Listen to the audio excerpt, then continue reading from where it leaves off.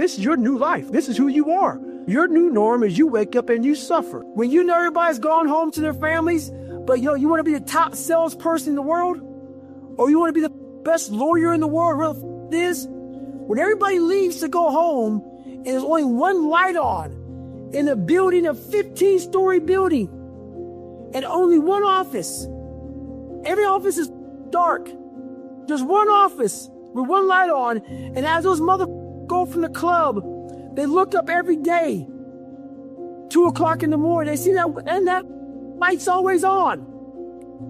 That's the mother right there you gotta be. I'm talking about the grind. The grind.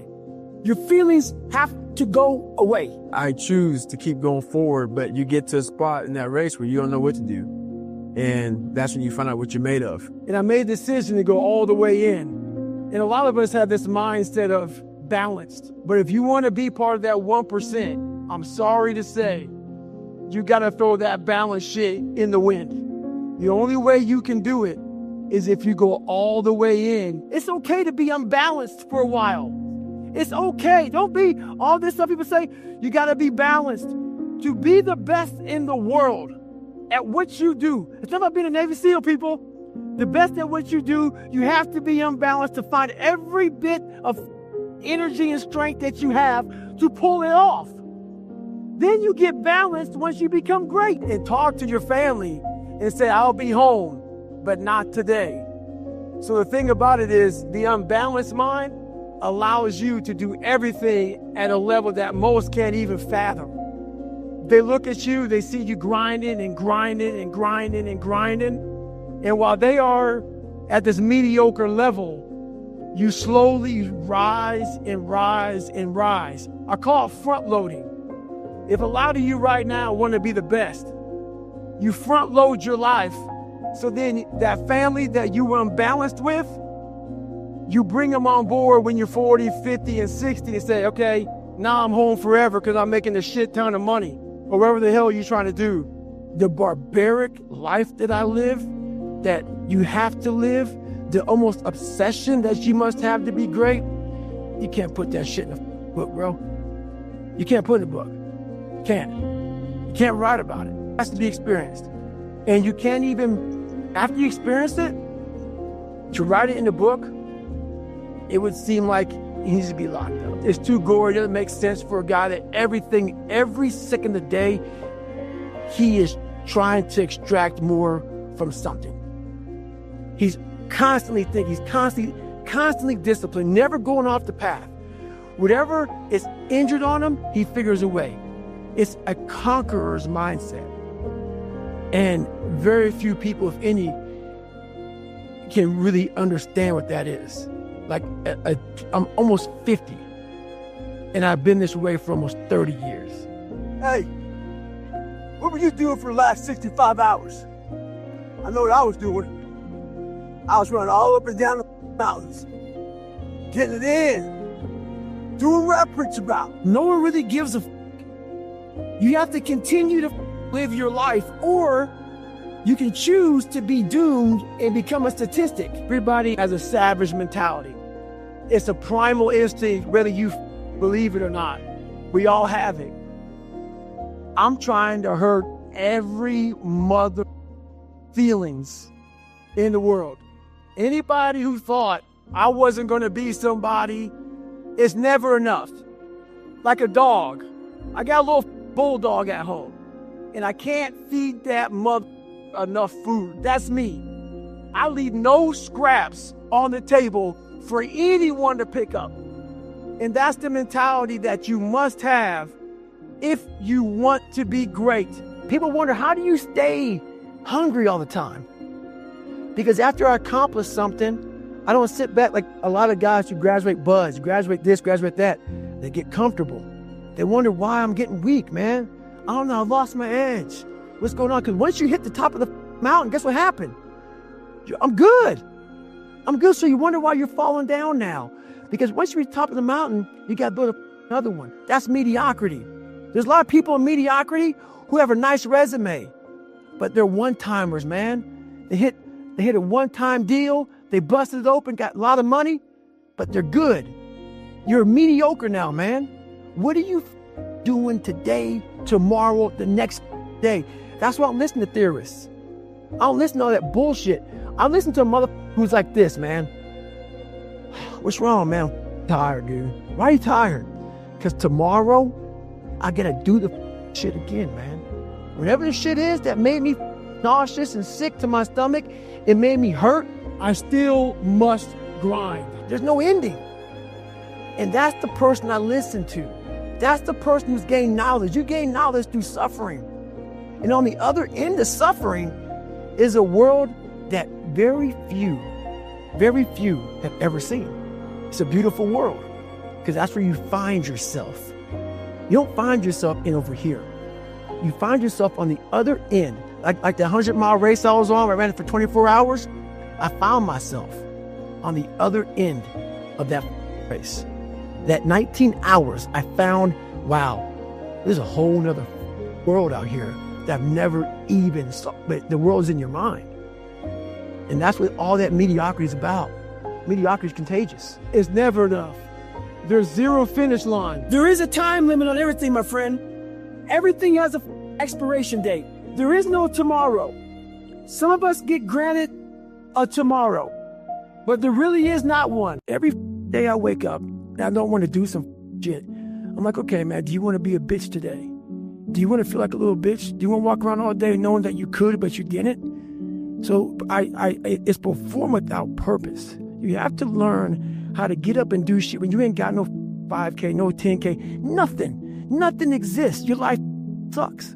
You're in the dungeon. But guess what, motherfucker? We're still going to get it. Because when that time comes, because the time is going to come, when that purpose is there, you'll be ready. So you have to be a hard worker, period, dot. You got to work your ass off. So I went into my mental lab and realized, but I want to be great, but I don't have greatness in me. So I had to create a mother that was great. And in my mind, I'm really big on visualization. And people might think it's all kind of bullshit. Believe what you want. I don't give a shit. This is a true shit right here, man. I went in my mind, it's okay. I want to look like this. I want to feel like this. And I want to have a mind that is cast iron steel. That is never dull. That is always, that was the biggest thing I wanted. I wanted to hit obstacles that most love up, including myself, but I didn't waver. I didn't fear. I didn't run away. I just stayed and marinated in the fear, in the suffering. And through that, building Goggins, I will become Goggins when necessary. And I started to do these things on my own. I had my own training ground. I built a training ground. I wasn't Navy SEALs. If you go to Navy SEAL training not prepared, you're going to quit. So I built this training ground on my own. And I started doing these horrific things that David Goggins couldn't handle. But Goggins started slowly coming up. I started putting that visualization of the guy I wanted to create. And in that water, when things got hard, and I was training on my own, Goggins would appear. Goggins would appear. When David Goggins would come up, Goggins would smack him down and say, no, we're going to drag you through this. And that's kind of how it happened. Over a period of time, this man evolved. Goggins became the guy that can withstand all kind of torture and pain and keep coming after you. Where everybody's getting weaker, I'm getting stronger. It's not about the running, the swimming, the push-ups, the sit-ups. It's about what those things do for your mentality. You don't get better on the daggone couch. You get better by coming out here and getting after it every daggone day. My journey has pushed me so far, so lonely in my head, and a lot of lonely. It's called the unseen work. No one knows what the David Goggins really does. You see a 1-minute snippet. You read a little book. The shit I do on a daily basis gives me that very confidence. I know I've built belief that I may have failed, but building that belief I know I just didn't figure it out yet. Not that I can't do it, I just didn't figure it out yet. And that's what all that is. And I've also built up an insanely high pain tolerance by having that dog. that though. I'm not trust me, man, I was born some sickly little abused kid, afraid of everything. But I built up that dog. And once you build that dog in you, man, the pain and the suffering and the lonely nights and the unbalance, if you put the right people in that foxhole with you, you are dangerous, mother. The lessons aren't learned at the top of the mountain, my friend. The lessons are learned in the middle, at the beginning, never at the very top. It's so easy to be great nowadays, my friend, because most people are weak. Most people don't want to go to that extra mile. Most people don't want to find that extra because it sucks. It's miserable. It's lonely. It's not just the 3 reps. It's what happens in those 3 reps that make you better. Never to the bare minimum. We're only 1% away from true greatness. I was only 1% from making that money, from being where I want to be, from having everything in life that I've ever dreamed of. But it's that 1% that we sleep on. It's that 1% that we wake up in that morning, we're like, you know what? Not today. Maybe tomorrow. Well, guess what? That's why it's so easy to be great nowadays, because most mother are weak. And if all you do is when you are trying to hit that mother snooze button on life, not in the morning, on life, just know this. All it takes is thinking about all those weak mother who are taking a day off. And trust me, you will come up real fast. Without being driven or obsessed, this motivation fades. Everything is good, you're motivated. It's that person when all hell breaks loose and everything falls apart that says, I still got to get it in. And that's what keeps me, those are the sparks. Like, I look at motivation as just a spark. It's like kindling. How a big fire starts, it starts with a little smoke. It starts with a little cigarette being thrown in the woods. Next thing you know, all California burn up. That's what I've been doing my whole life, is I find these little sparks. And once that little thing takes off, that's a 1 hour fuel. Then you got 10 hour fuel. Then you can move that thing to a 10,000 hour fuel. These big logs and big trees that burn for days. And that's where you want to bring that motivation. That's where you want to bring that drive. So if you have no kindling, the kindling is me going out with these young guys saying, all right, you're 43. It's a 20-year-old. Keep up with them. That kindling now, when I leave those young guys, it has now become that 10-hour fuel. And now that 10,000 hour fuel that I use throughout my whole life. I use that throughout my whole life, man. Hey, this summer at 43, you went out there and you did that, man. So, you're not giving up yet. You're not done yet. Not today. You're not done today. I'm constantly trying to put goals in front of me, but the biggest thing is I'm trying to find more of myself. And the only way I can find more is to silence the world out as much as I can, because it's getting busier every day. It's getting faster. And the faster it gets, the more you are missing who the you are. So I trap my own mind a lot and say, look, man, I put my phone away, I put shit away, and I go dark. Shut off technology. You have to go dark. We're not able to think. The most powerful weapon in the world, we walk around with it. It's our mind. It's our brain. You have to be able to go into a very dark place in your mind and figure who you are. Go back to what you want to do. What's your purpose? We can't figure our purpose out, or why we're here, or why we're even born, or whatever, because it's so loud in our mind. We don't have any quiet time with ourselves to sit back and say, what do I really want? There's so many different dialogues in our head that we can't think. So my biggest thing is you have to be alone in a very dark place in your mind to think about what is important to you. Make up your own mission statement. What do you want to be in life? And once you do that, now you can work with somebody to get better. You can work with yourself to get better. But until you know what you want to stand for, you will always just be sitting down. You'll never stand for anything. When you really sit back at your life and you are in that dark room and you're looking at where you started from and you tell yourself, God, dog, man, my mom is this way. My soon-to-be stepdad got murdered. My dad beat the shit out of me. I can't read and write to save my soul. I've lied about it to everybody. I've cheated on all these tests. My God, man. And then you put a goal in your mind.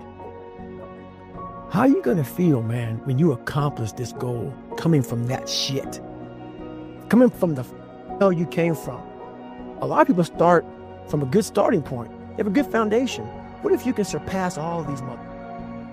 If everybody who was way up here started up here, and you started with no legs. You had to grow legs to even start walking, and then crawling, and then running, and then you start passing people with all this given to them.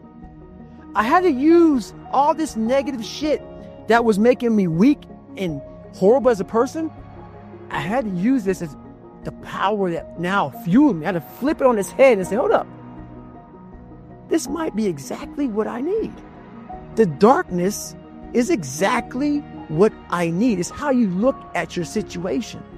And I was looking at it all up. If you're not succeeding, you're not achieving, it's because you're afraid to go in that dark place to find yourself. A lot of us out here are pushing real hard, but we're afraid to go to that dark side.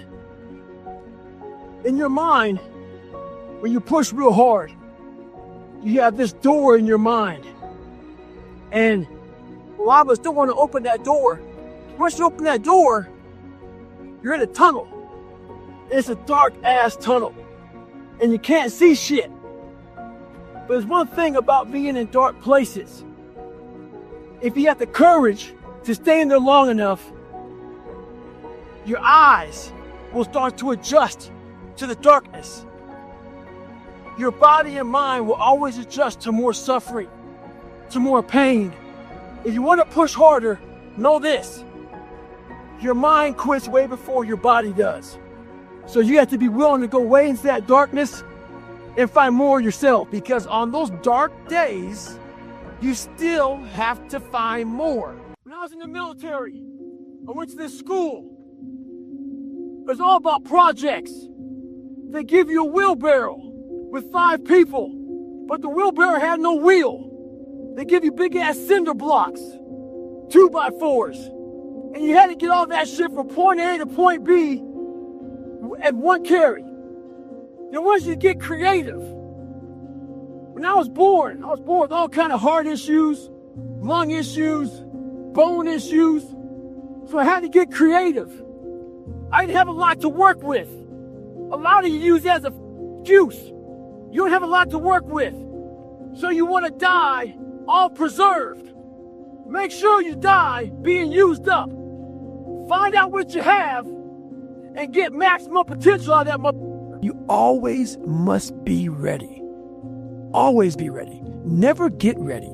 People go, oh, hey, what are you training for, David? I ain't training for shit. When something pops up, I'll be ready. So 2 guys asked me to help them train for a marathon. Oh, but they picked a shitty day to train. It's 40 degrees. Raining. Windy. Nasty. Those cats are inside a treadmill.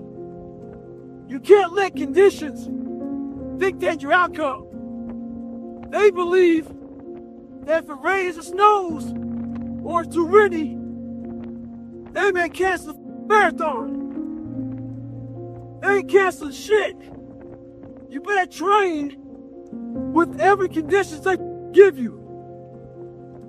The person that usually bills me, she's taking a day off in the car right now because it's too nasty. Don't do the same. Stay hard. If you can dream and not make dreams your master, we all have dreams. I had them when I was younger. So I figured the best place to make those dreams come true are in isolation. So I walked into isolation as David Goggins, but I walked out of isolation as Goggins. When you become a savage is in isolation. When you're training for a big MMA fight or just a boxing match, you don't stay outside of isolation. You go in isolation. And that's where your mind changes. That's where your focus changes. Your dedication changes. Don't use this time to f up your mind. Use it to gain strength, gain focus. Isolation is the key to strengthen your mind. Come out a savage. A medical student approached me the other day. Told me how hard he was studying. Talking about these different tests he had to pass. He said, I studied my ass off for the step 1 test, and I failed it. There was an awkward silence between his question.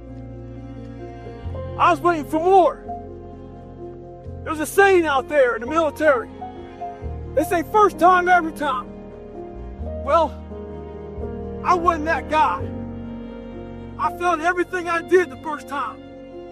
I was known for coming back even harder after I failed.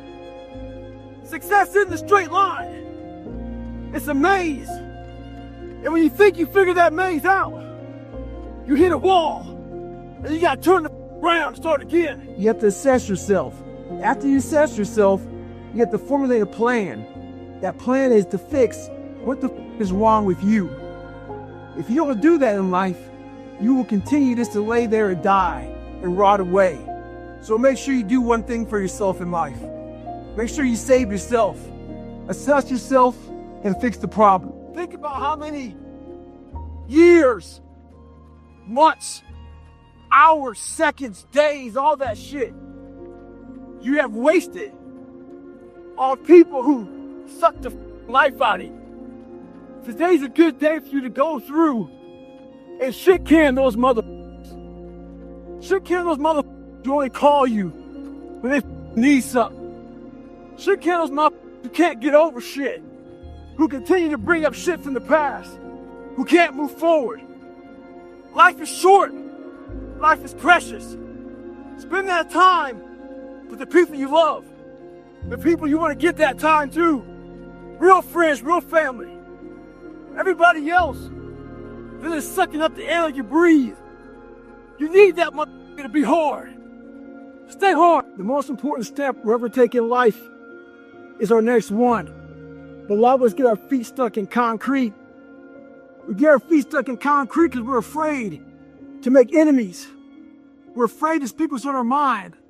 We're afraid of being in that group of people. And when you walk away, we're afraid of what they might say behind your back. All that fear clouds your brain, clouds your thinking. One thing in life, we're going to always have haters. Embrace them. If you can walk on water, trust me, your haters will say you can walk on water because you can't swim.